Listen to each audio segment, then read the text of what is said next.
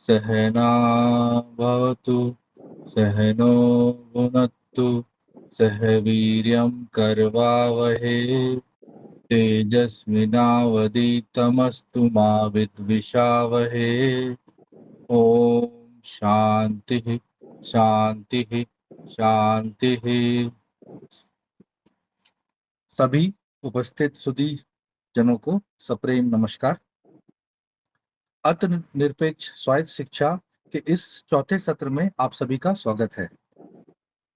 हमने पिछले 3 सत्रों में स्वायत्त शिक्षा की संकल्पना तथा स्वरूप सुना। पिछले सत्र में हमने आत्मनिरपेक्ष शिक्षा के संकल्पना को सुना। हम इस चौथे सत्र में आत्मनिरपेक्ष शिक्षा के स्वरूप के बारे में विस्तार से सुनेंगे। हमारे इस सत्र के वक्ता हैं डॉक्टर संदीप जी रंकावत। आप बीकानेर राजस्थान से हैं। आप पुनरुत्थान विद्यापीठ के विद्वत परिषद के संयोजक हैं, कार्य समिति के सदस्य हैं तथा भृगुगढ़ के अध्येता हैं। 35 साल से अधिक से आप स्वयंसेवक हैं। विभिन्न सामाजिक एवं शैक्षिक संगठनों में अनेक दायित्व का निर्वाह कर रहे हैं। वर्तमान में राजस्थान के बाड़मेर के राजकीय इंजीनियरिंग कॉलेज के प्राचार्य हैं। मैं अब संदीप जी से आग्रह करूंगा कि अपनी वाणी से हमें प्रबुद्ध करें। संदीप जी। सभी को नमस्ते, ताई को प्रणाम। आवाज आ रही है बराबर विनोद जी? एकदम आ रही है जी जी। ठीक। हमारा चिंतन पूरे राष्ट्र को लेकर के चल रहा है। पूरे देश भर के बहुत सारे सुधी श्रोताजन हमारे साथ में जुड़ते हैं। विषय भी गंभीर है और विषय रुचिकर भी है। विषय आने वाले समय के लिए कैसे परिवर्तनकारी होगा, यह हम सभी धीरे धीरे इसके पिछले 3 सत्रों से जुड़ करके समझ रहे हैं।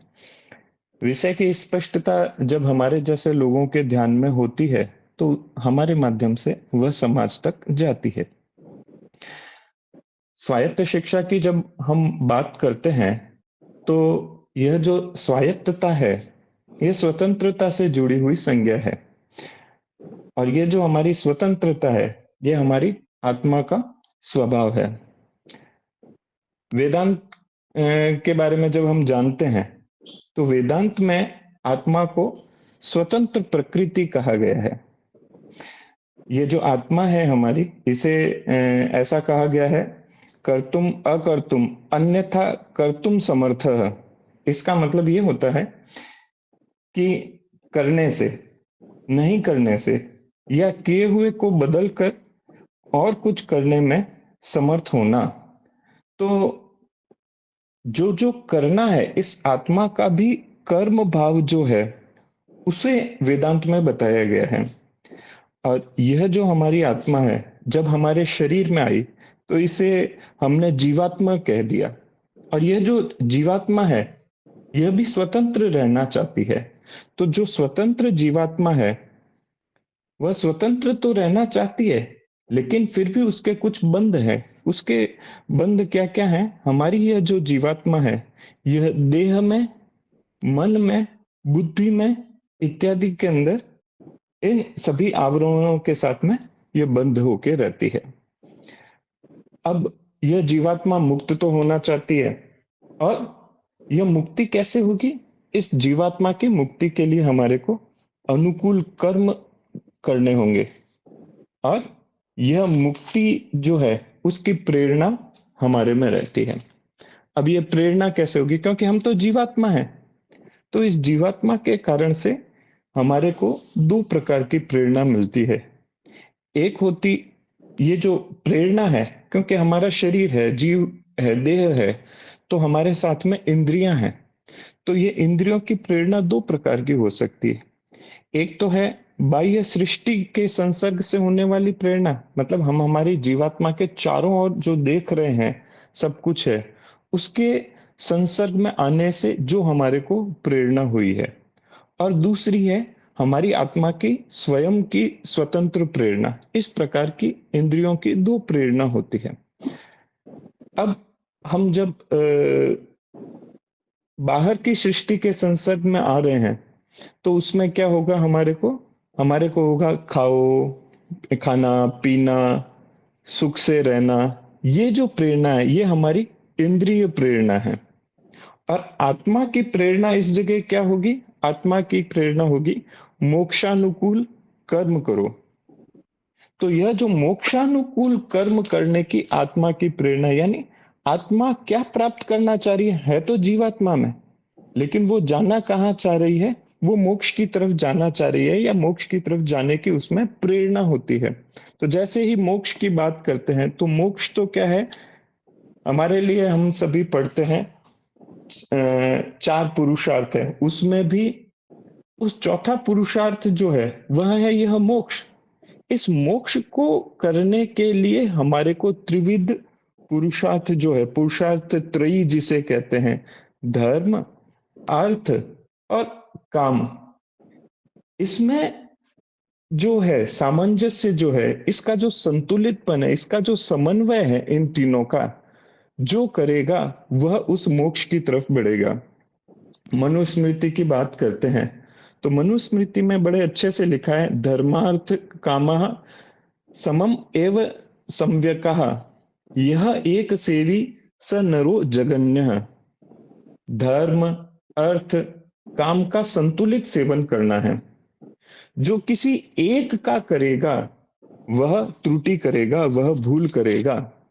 तो हमारी जो आत्मा की स्वतंत्र प्रेरणा है वह मोक्षानुकूल कर्म कहती है, और यह मोक्षानुकूल धर्म के आलंबन में अर्थ प्राप्त करना और उस अर्थ के माध्यम से काम प्राप्ति करना।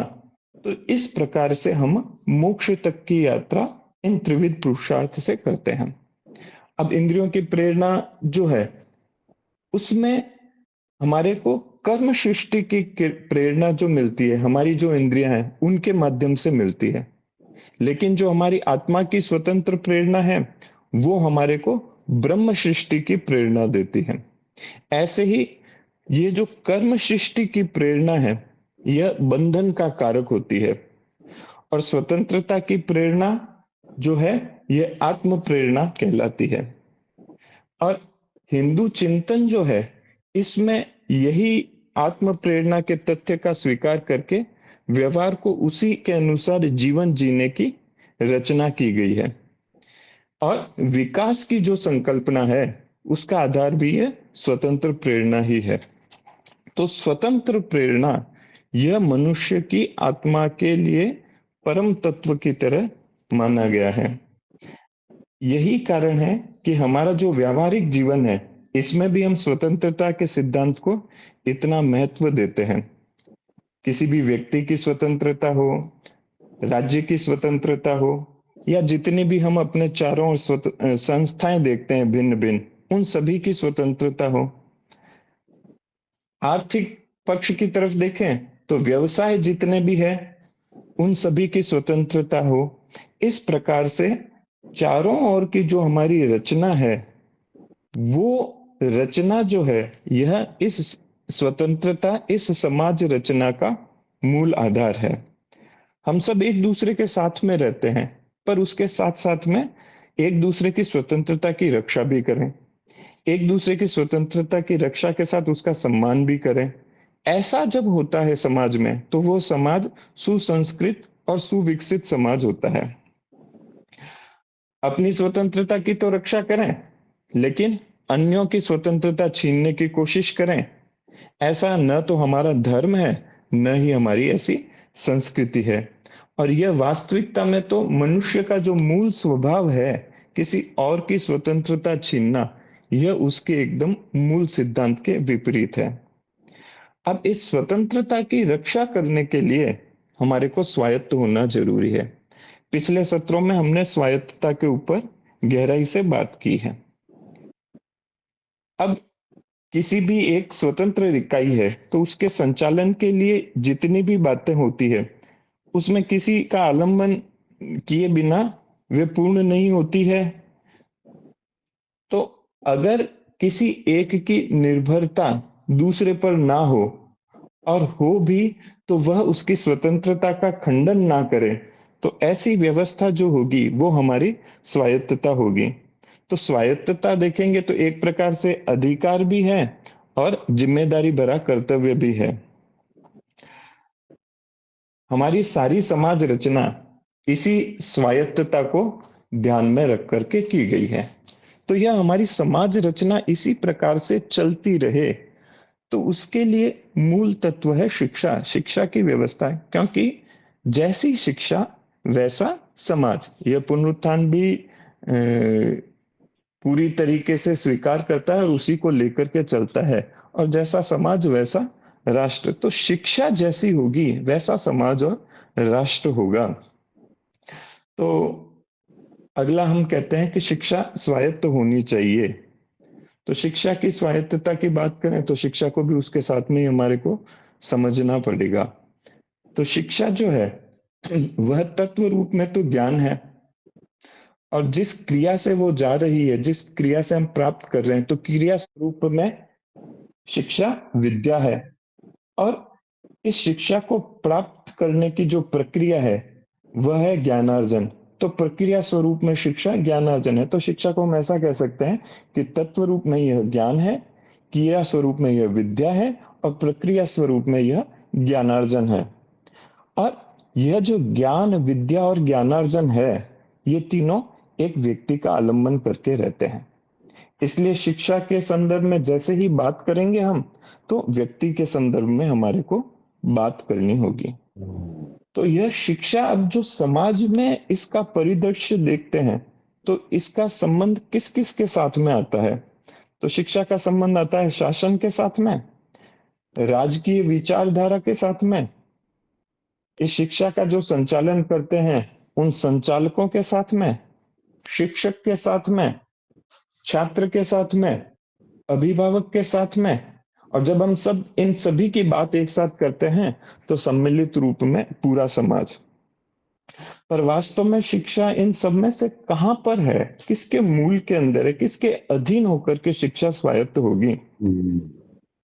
सीधा सीधा देखा जाए तो ज्ञान और विद्या, ज्ञान विद्या और ज्ञानार्जन, इनसे संबंधित तो दो ही व्यक्ति हैं। पहला है शिक्षक और दूसरा है छात्र। ज्ञानार्जन कौन कर रहा है? छात्र कर रहा है। विद्या कौन सीख रहा है? छात्र सीख रहा है। और उसके लिए देने का काम कौन कर रहा है? यह प्रदान किसके माध्यम से हो रही है? यह शिक्षा या अध्यापक के माध्यम से हो रही है। तो ये जो दोनों हैं, इन दोनों के माध्यम से जब शिक्षा होगी, तब हमारे को यह समझ में आएगा कि पूरी ये जो शिक्षा व्यवस्था है, यह जिसके अधीन होनी चाहिए वह है शिक्षक। तो शिक्षक के अधीन जब शिक्षा होगी तो वह शिक्षा स्वायत्त शिक्षा होगी।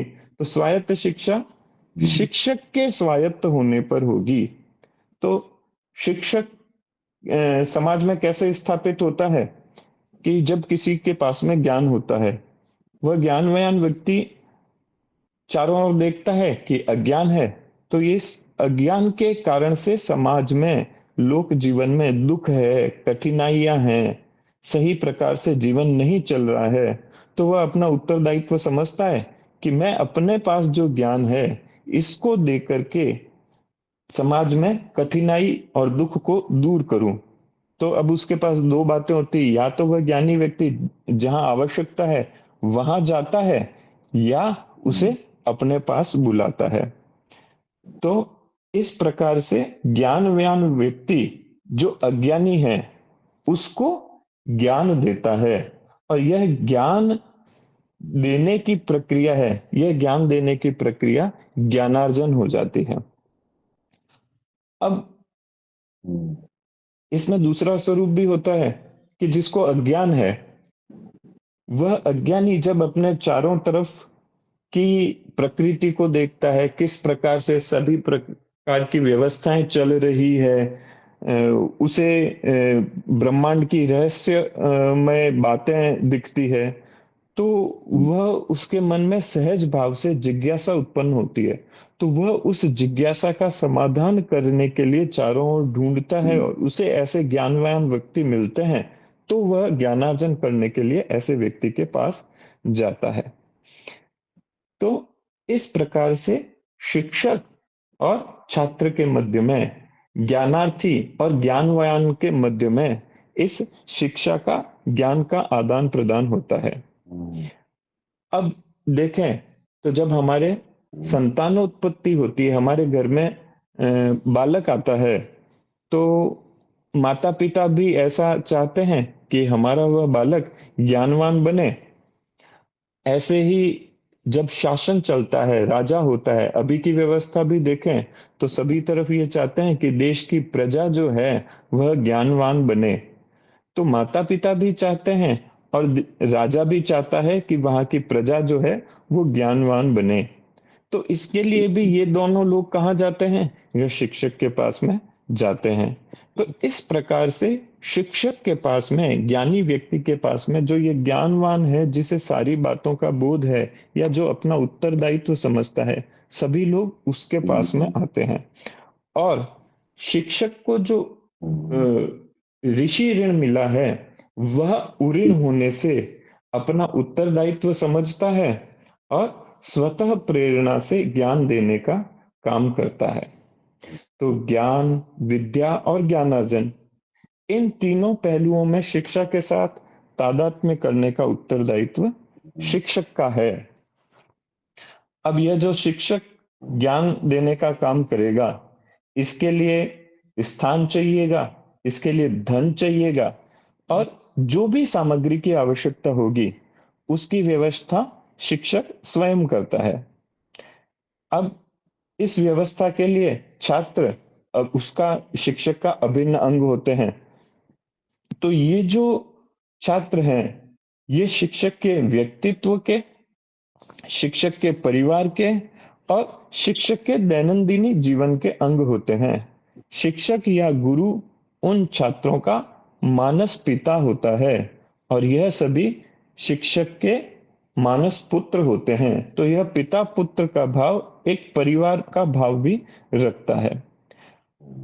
प्राचीन समय में देखें तो यह जो ज्ञानार्जन की प्रक्रिया ऋषियों, मुनियों, गुरुओं के गुरुकुल में होती थी, तो उसमें उनका आवास भी ऋषि के पास में या उस गुरु के पास में ही होता था।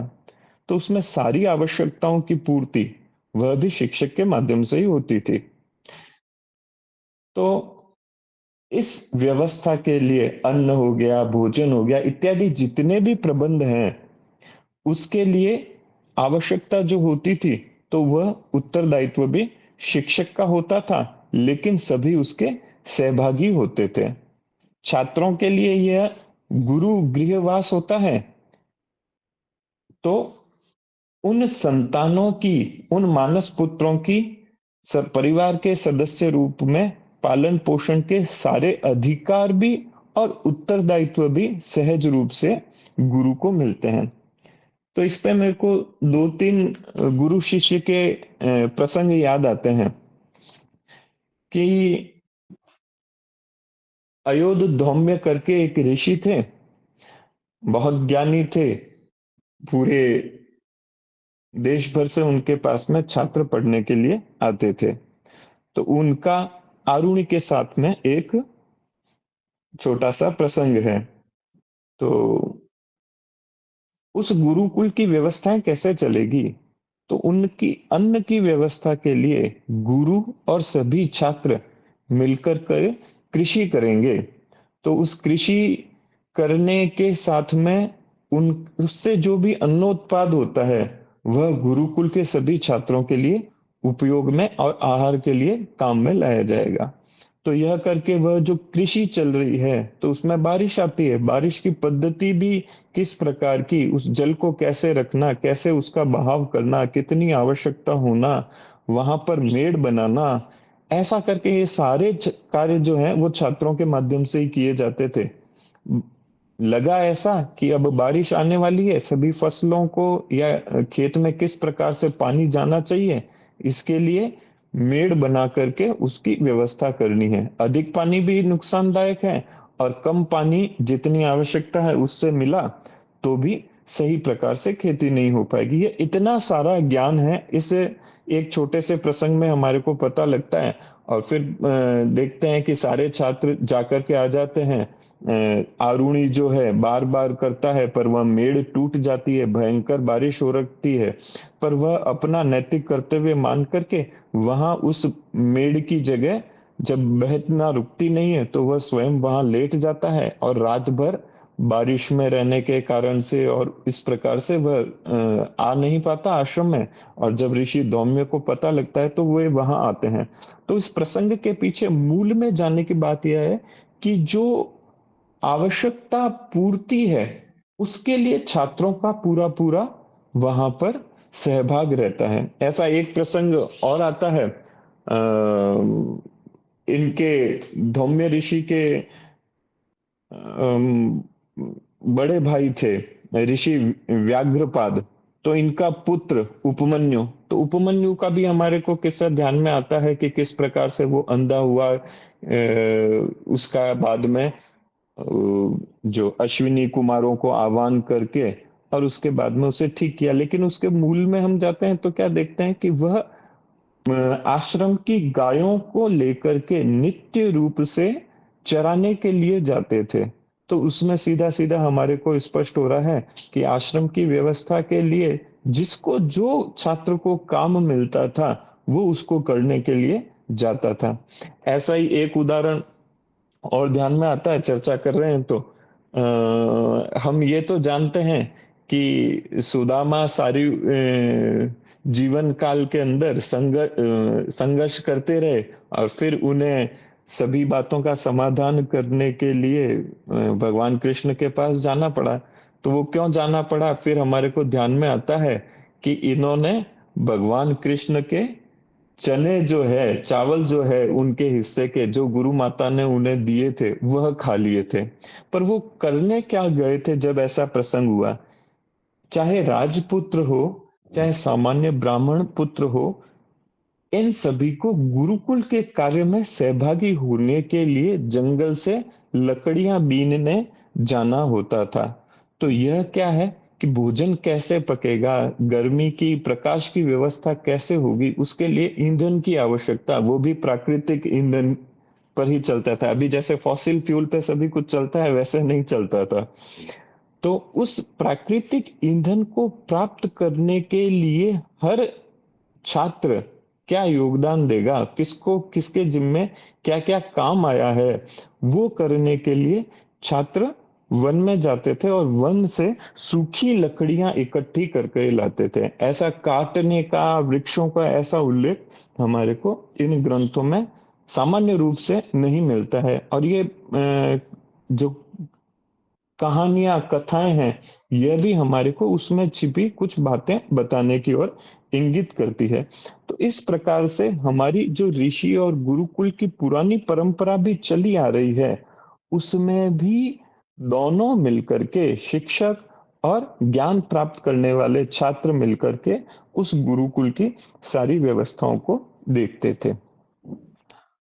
शिक्षा की जब हम बात करते हैं तो शिक्षा क्या किसी सिर्फ गुरुकुल में ही दी जाती है, या उसका कोई व्यापक रूप में भी चिंतन और समग्र रूप में भी चिंतन हमारे को करना चाहिए? तो शिक्षा की जब हम बात करते हैं तो वह तीन स्थानों पर मुख्य रूप से हमारे को देखने को मिलेगी। पहला है वह घर।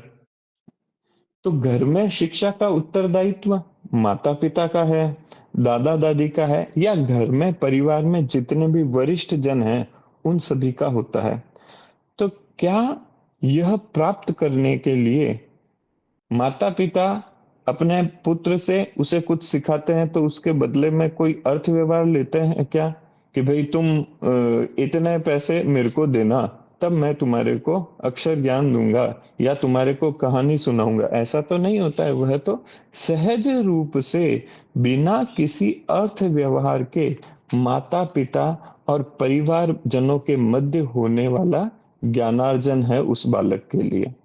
तो यहाँ पर बिना किसी अर्थ पर निर्भरता के वह अपनी अपनी भूमिकाओं का निर्वहन करते हैं। उसके बाद में आता है शिक्षा संस्थानों की बात करें तो जितने गुरुकुल हो गए, जितने विद्यालय हो गए, उनमें किस किस के मध्य है?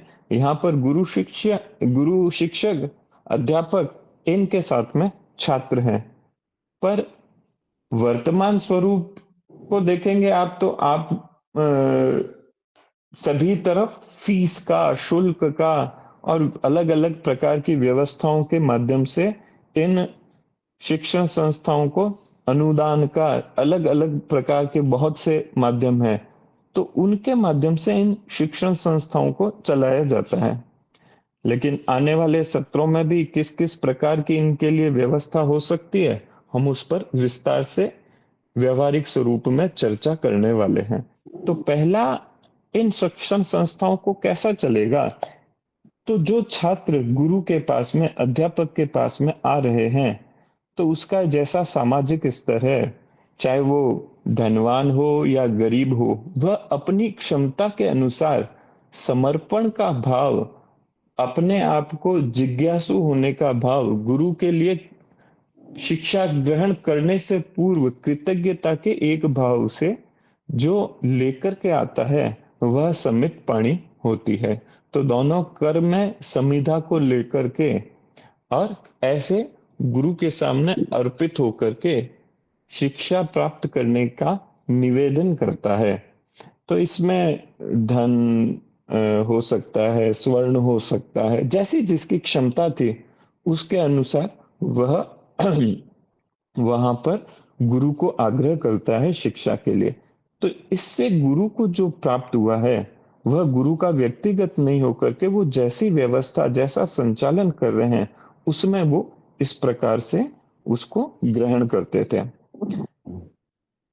अभी जैसे हमने बात की कि उपमन्यु के प्रसंग में, उपमन्यु जब जाते हैं तो वहां पर भिक्षा मांगते हैं। तो यह जो भिक्षा है, यह भिक्षा जितने गृहस्थी हैं, क्योंकि गुरुकुल वन में होता है या नगर के समीप होता है, तो नगर में जाकर के उस नगर वासियों से, उस ग्राम वासियों से वे लोग भिक्षा मांगते हैं। तो यह जो भिक्षा है, यह भिक्षा मुख्य रूप से वहां जो गृहस्थी है उनके माध्यम से ली जाती है।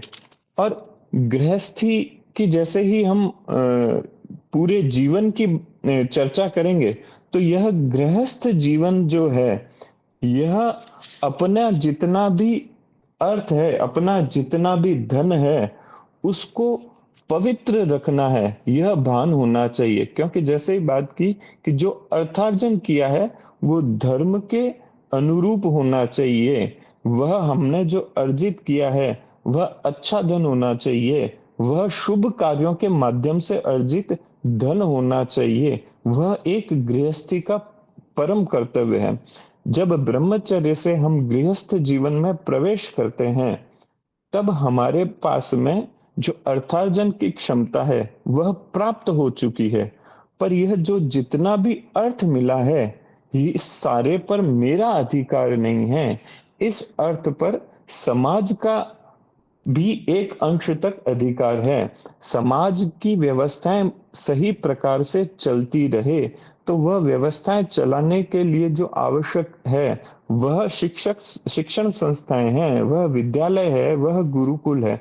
तो इनका संचालन करना भी मेरी जिम्मेदारी है। जितने मठ, मंदिर, धर्म, सामाजिक व्यवस्थाएं हैं, क्योंकि हमारे यहाँ 3 बातों के अंदर कभी भी अर्थ व्यवहार नहीं किया गया।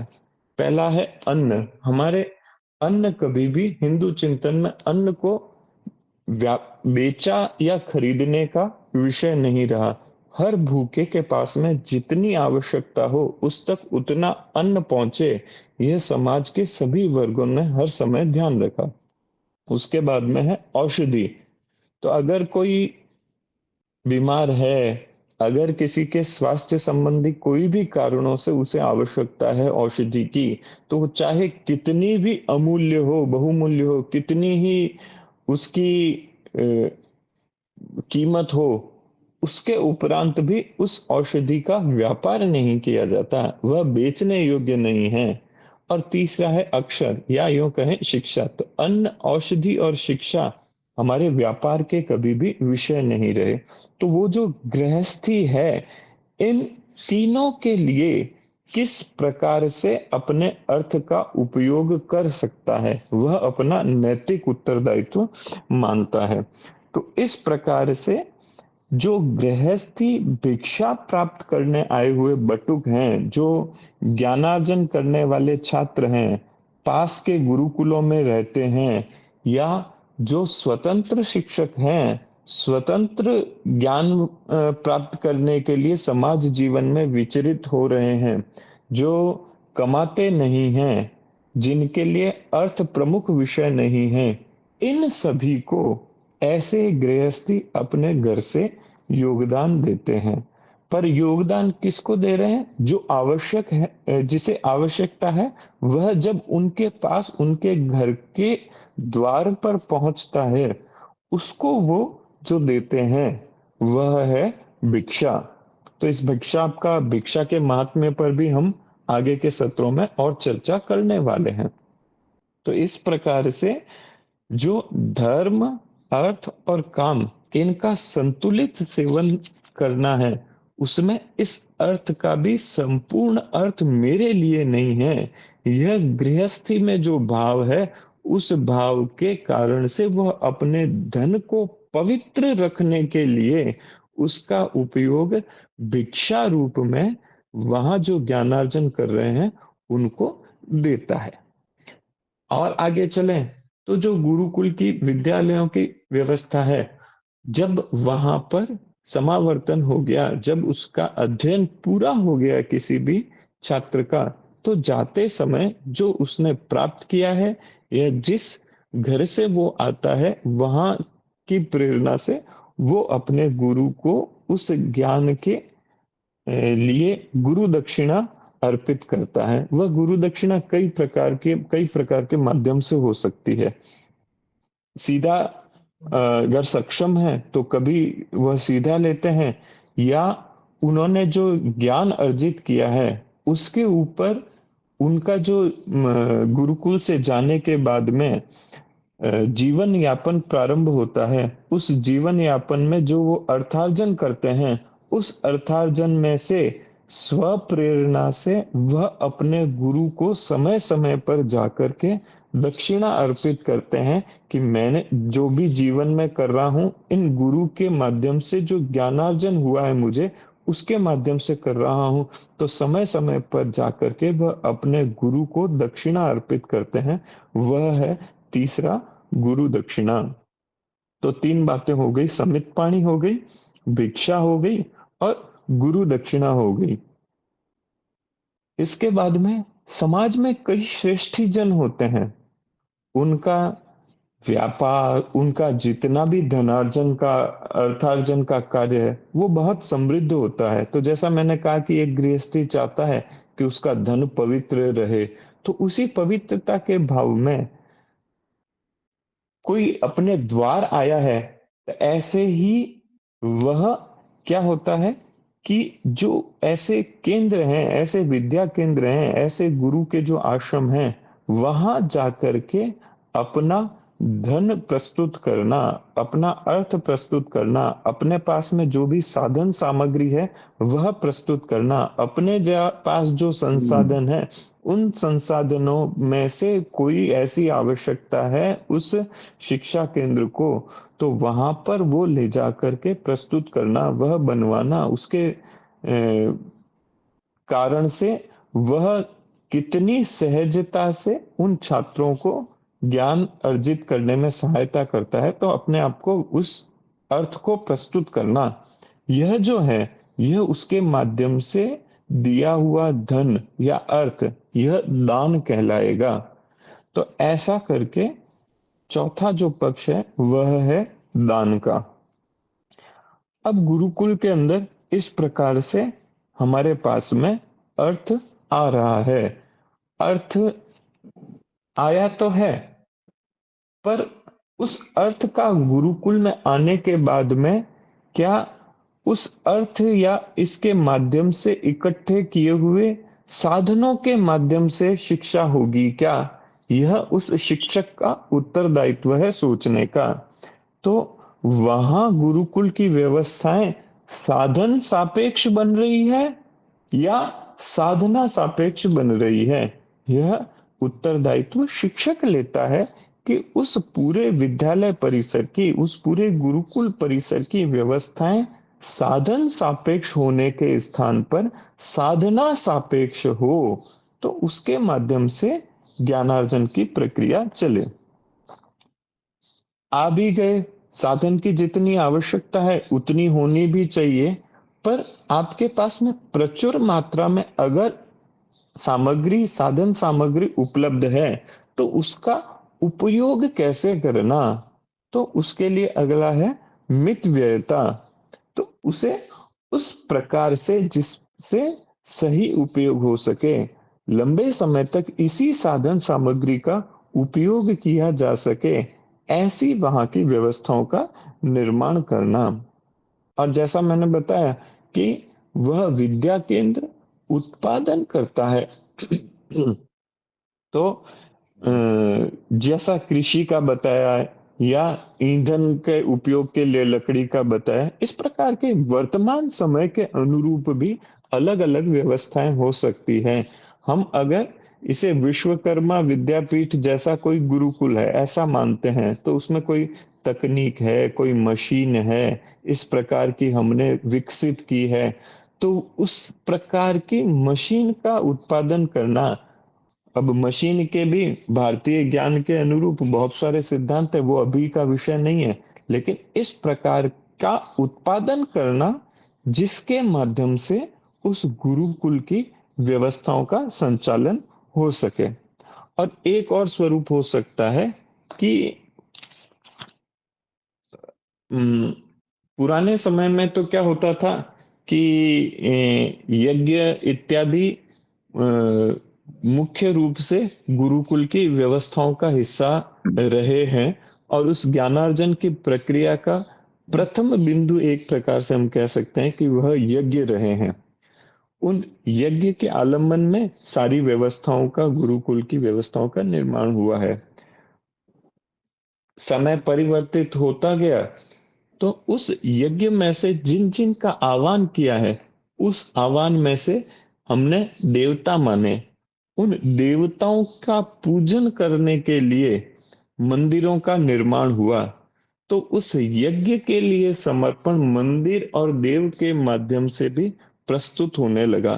तो ऐसे जो समर्थ देवालय हैं, ऐसे जो समर्थ मंदिर हैं, उनके माध्यम से भी विद्यालयों का संचालन होते आया है। जो उस देवालय के अंदर सारी व्यवस्थाएं देखते हैं, जिनको ज्ञान है, तो वे अपने आप को भी ऐसे के लिए, क्योंकि समर्पित धन तो उस देव और देवालय के लिए, मंदिर के लिए है, लेकिन वहां से संचालित जो गुरुकुल है उसकी व्यवस्थाएं सहज रूप से ही उस धन से चलती रहे। तो ऐसा एक देवालय आश्रित विद्यालय इस प्रकार का भी स्वरूप हुआ है। मैंने आज की जो बातचीत प्रारंभ की है उसमें किस किस प्रकार की व्यवस्थाएं स्वरूप रूप में हो सकती है, लेकिन इन सब का जो मूल आधार है वह अर्थ निरपेक्षता इसके लिए आएगी कैसे, इसके लिए चिंतन क्या होगा। तो वह हिंदू अर्थ चिंतन की जब हम बात करते हैं, तो उस हिंदू अर्थ चिंतन का जैसे ही हम करेंगे, तो उसका आधार लेकर के जो स्थापित है वर्तमान स्वरूप में, वह है एकात्म अर्थ चिंतन। विद्यापीठ भी सहजता से और सुदृढ़ रूप से मानता है कि एकात्म मानव दर्शन के आधार पर आज के समय में सारी व्यवस्थाएं सही की जा सकती है। तो ऐसा ही उस एकात्म मानव दर्शन में से जो निकला है वह एकात्म अर्थ चिंतन है, जिसका आधार है हिंदू अर्थ चिंतन। यह हमारे को समग्र दृष्टि से देखना सिखाता है। इसका जितना भी हमारे समाज जीवन में अर्थ व्यवहार हो रहा है, उसका नियामक तत्व जो है वह धर्म है। हमें क्या बेचना है, क्या नहीं बेचना है, इसका पूर्ण रूप से जो प्रस्तुतिकरण किया गया है वह इस हिंदू अर्थ चिंतन में प्रस्तुत किया गया है। हिंदू अर्थ चिंतन की बात करते हैं तो कुछ दो तीन बातें कहूंगा, फिर मेरी बात पूरी करूंगा। हम इसको लेकर के कुछ जिज्ञासाएं हैं उस पर भी चर्चा करेंगे। तो हिंदू अर्थ चिंतन में हमेशा कर्म के उपरांत धनार्जन के बारे में कहा गया है। अर्थ चिंतन के साथ में पाप और पुण्य का भाव है कि मैं क्या कर्म करूंगा जिससे मुझे पुण्य प्राप्ति होगी, या मेरे कुछ करने से कहीं मैं पाप तो नहीं कर रहा, उस पाप के कारण तो मेरा धन नहीं आ रहा है, क्योंकि जो भूमि है उसका तो मैं क्षरण नहीं कर रहा हूँ, पर्यावरण का तो नुकसान नहीं कर रहा हूँ, किस प्रकार से कोई भ्रष्टाचार तो नहीं कर रहा हूँ। इन सब के बिना मेरे पास में पुण्य कर्म से कैसे धनार्जन किया गया है वह उसका चिंतन है। और यह जो काम किया गया है, कर्म किया गया है, वह एक कर्तव्य भाव से किया हुआ होना चाहिए। हमें उसे करने पर एक कर्म की संतुष्टि प्राप्त होनी चाहिए, उसके उपरांत ही हमारे को वह धन प्राप्त करना चाहिए। तो इस प्रकार से हिंदू अर्थ चिंतन के माध्यम से समाज के अंदर सभी लोग समृद्ध हों और अपने धन का उपयोग समाज के लिए करें। समाज का हित भी उसी में है कि उसमें अर्थ का प्रभाव नहीं रहे, अर्थ का अभाव नहीं रहे और उस अर्थ का प्रभाव भी नहीं रहे। समाज का हित तभी है जब अर्थ का अभाव भी नहीं रहे और अर्थ का प्रभाव भी नहीं। यह दोनों को ही रोकना हमारे जितने भी ज्ञानवान लोग हैं समाज में उनका है।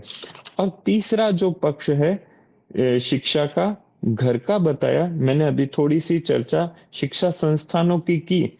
और तीसरा इसका है समाज में जो शिक्षा हो रही है वह है लोक शिक्षा।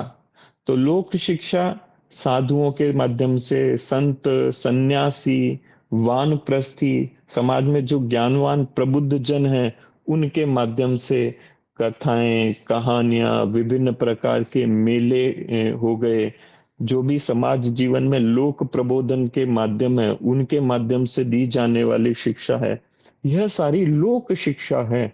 तो हमारी जो शिक्षा है वो एकात्म रूप में किस प्रकार प्रस्तुत होगी, वह हम जो कहते हैं ना अखंड मंडलाकारम।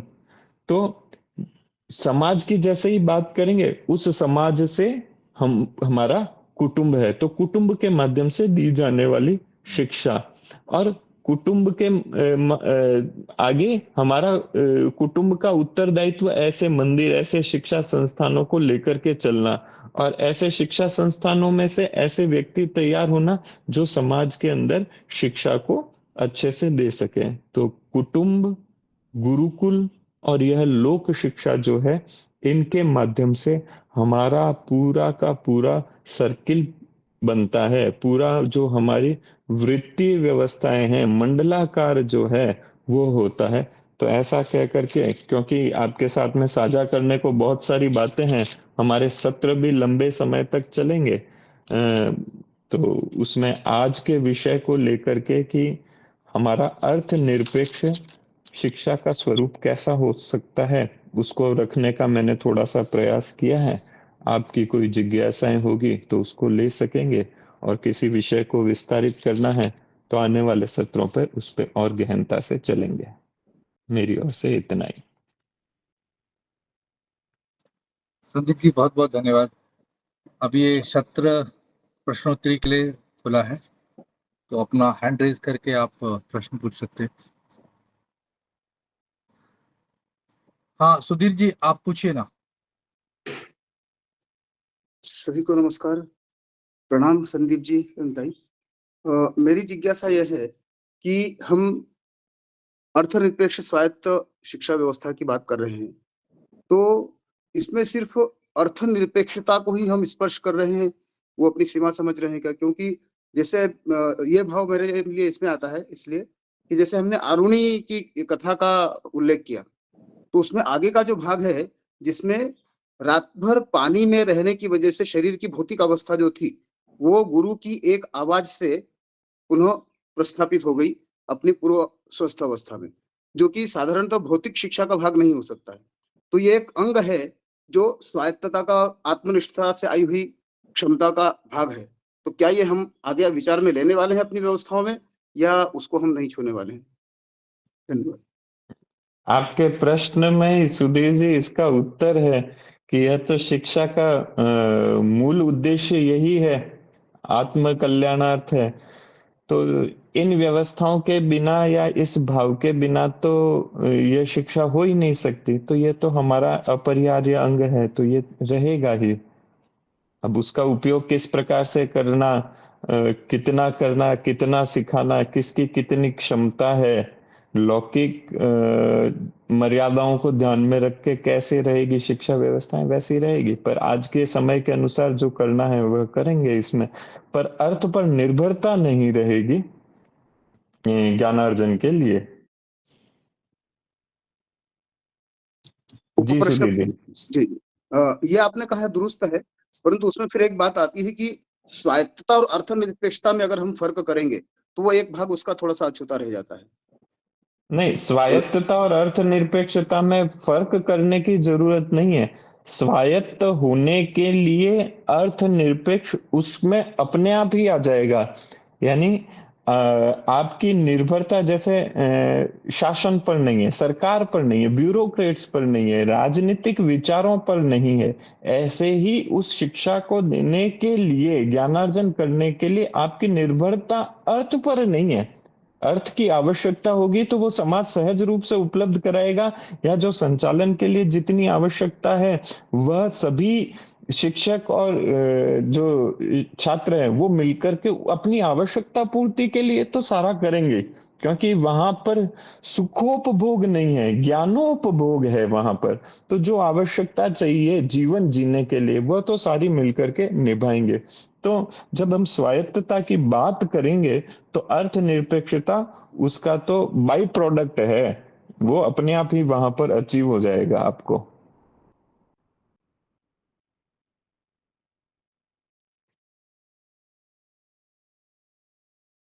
सुधीर जी, आपका हो गया प्रश्न?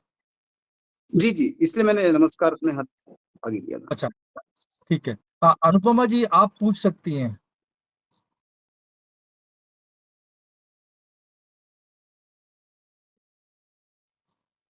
अनुपमा जी।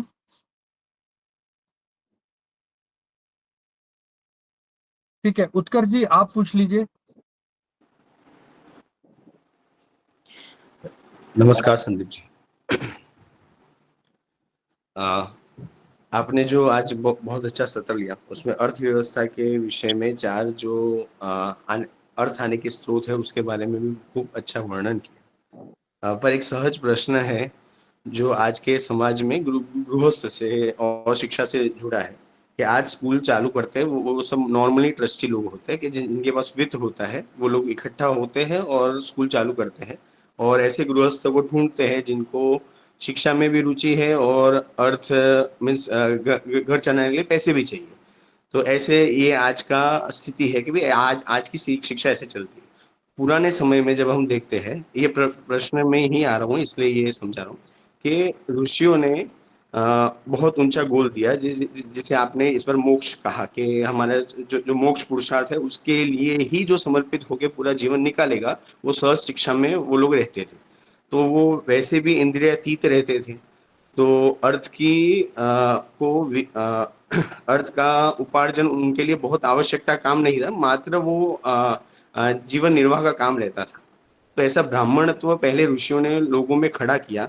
इसीलिए शायद अर्थव्यवस्था, इसमें आपका मत चाहिए कि इसे वर्ण व्यवस्था या जाति व्यवस्था से न जोड़ के देखे तो क्या ये ब्राह्मणत्व में पहले शिक्षक में निर्माण होना ये आवश्यक है, या अर्थव्यवस्था आधारित गुरुकुल है उसमें वो गृहस्थ जुड़ेंगे, इसमें से क्या पहले संभव दिखता है? आज के गुरुकुल रचना में जब हम वापस बात करते हैं तो एक गृहस्थ शिक्षक में क्या क्या समझ पहले ले जानी चाहिए? धन्यवाद। नमस्ते उत्कर्ष जी। वर्तमान समय को देखें तो समाज में ऐसे शिक्षक होने चाहिए, ऐसे शिक्षक बनने की प्रेरणा चाहिए जो इस शिक्षा के माध्यम से अब ज्ञानार्जन को अपना उत्तरदायित्व मानते हैं, अर्थार्जन के माध्यम से नहीं। तो इस प्रकार के शिक्षक आएंगे कहाँ से? जब यह शिक्षा को लेकर के हम जैसे लोग बैठे हैं, हमारे जैसे अनेकों लोग हैं समाज में, वो अपना उत्तरदायित्व मानते हैं कि ये शिक्षा अर्थार्जन के लिए तो नहीं है, तो फिर उससे कन्विंस होने के बाद में वो अपना उत्तरदायित्व समझते हैं और वो अपना ज्ञान वर्धन करके वो अपना आपको उस गुरु आचार्य बनने की और अपने आप को शिक्षक बनने की ओर प्रवृत्त करते हैं और फिर वो सहज रूप से अपना काम प्रारंभ कर देते हैं।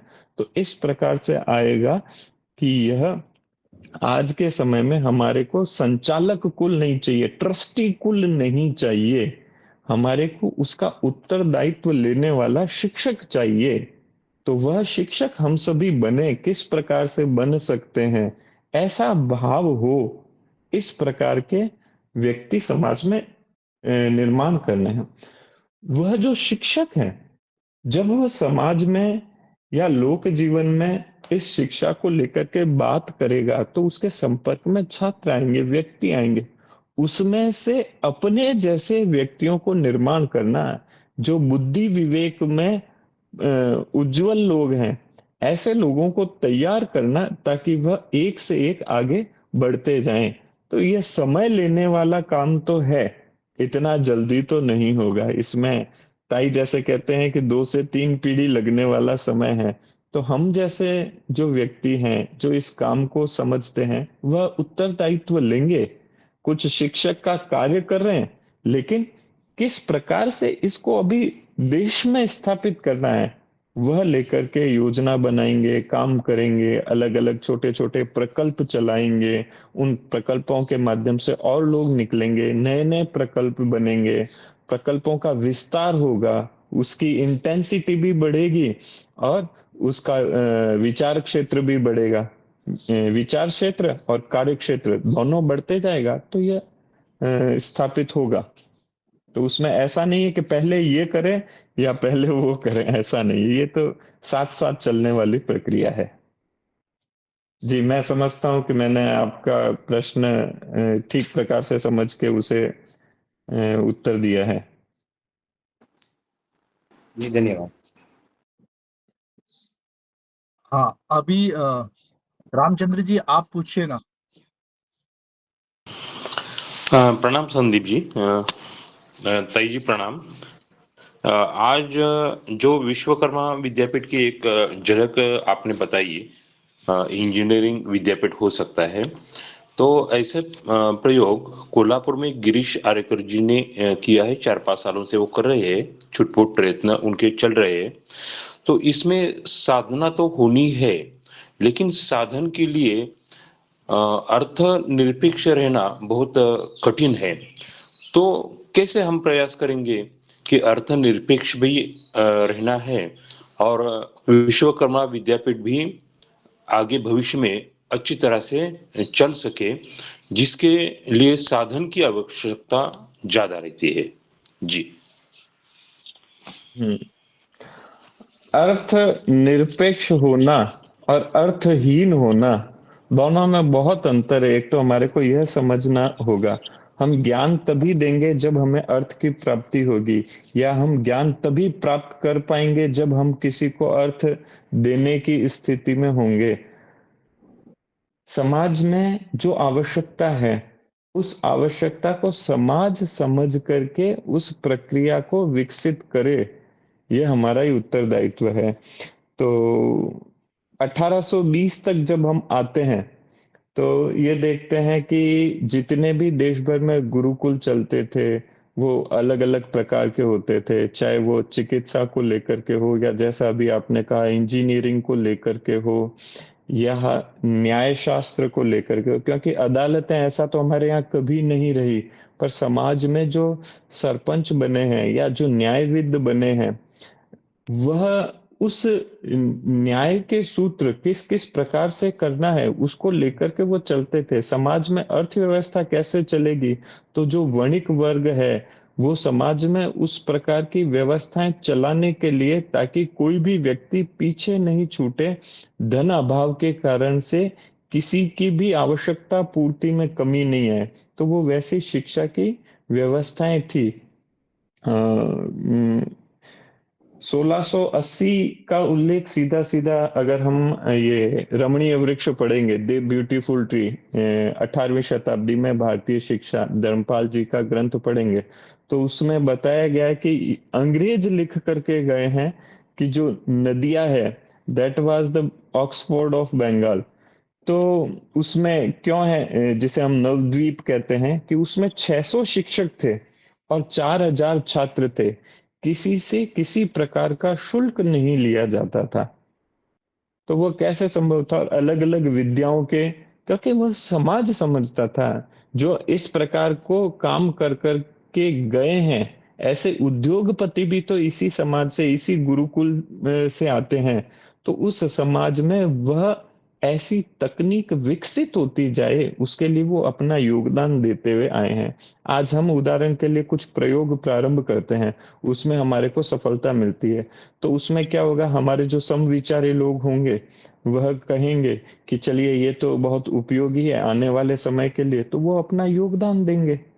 तो ऐसा करते करते एक लंबी परंपरा बनेगी। परंपरा प्रारंभ करने के लिए स्थिरता और धैर्य के साथ काम प्रारंभ करना पड़ता है, तो अभी हम उसी ओर हैं।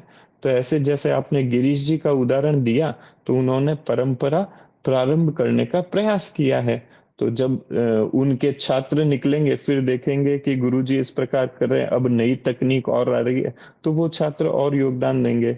ऐसे ही समाज जीवन के अंदर लोग देखेंगे कि हमारा जीवन इस तकनीक के कारण सुकर हो रहा है, तो वे भी अपना योगदान देंगे। आप अगर रक्षा क्षेत्र को लेकर के बात करेंगे तो देश भर में बहुत से ऐसे संस्थान हैं जिनको बड़ी बड़ी कंपनीज बिना किसी प्राप्त करने के भाव से सीधा सीधा दान दे रही है, ताकि इस क्षेत्र में देश की तकनीक तेजी से बढ़े। तो ऐसे उदाहरण हैं, हम करेंगे तो होगा, करने से होता है। जी रामचंद्र जी, आपका हो गया प्रश्न? हाँ, हो गया। हाँ, समीर जी आप पूछिए ना अपना प्रश्न। जी नमस्ते संदीप जी। नमस्ते समीर भाई। हाँ, गुरुकुल के अर्थ प्राप्ति के लिए आपने 4 बातें बहुत अच्छे से बताई, समित पाणी, भिक्षा, दान और दक्षिणा।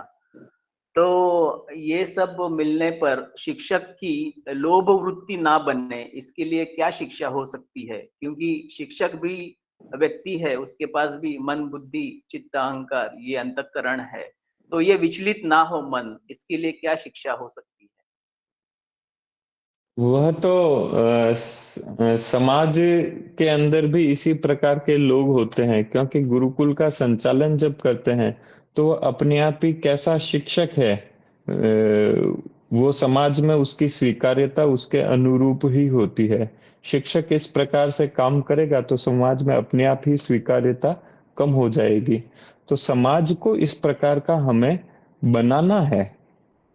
तो शिक्षक पे धर्म की चाबुक होती है, तो धर्मानुसारी जीवन जीने की प्रेरणा वाला शिक्षक विकसित हो, तो उसी प्रकार से हमारे को ऐसे शिक्षकों का निर्माण करना है, तो अपने आप ही वह भाव आएगा नहीं। और किसी में ऐसा लगता है तो लोक शिक्षक हमेशा रहे जो उस शिक्षक को भी समझाएंगे, नहीं होता है ऐसा। इस भाव के कारण से हम शिक्षा संस्थानों को नहीं दें, ऐसा नहीं होना चाहिए। वो होता है, सही प्रकार से चलता है समाज।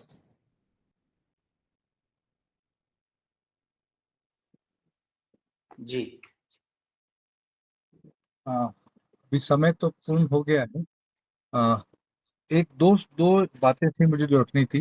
एक तो जो हमारे ये सत्र होता है, सत्र के बाद प्रश्न हम डालते हैं गूगल शीट पे, उसका रिस्पॉन्स बहुत कम है।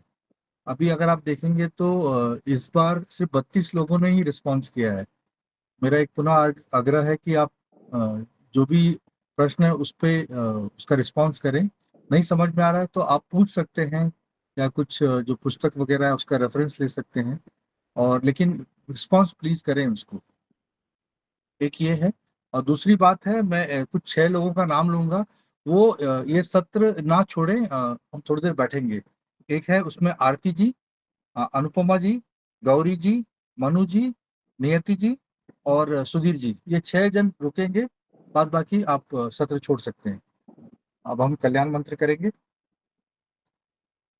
सर्वे भवन्तु सुखिनः, सर्वे सन्तु निरामया, सर्वे भद्राणि पश्यन्तु, मा कश्चित् दुःखभाग् भवेत्। ओम शांति शांति शांति। सबको नमस्कार। सबको राम राम। राम राम। धन्यवाद। समीर जी वो जी बैठक धन्यवाद।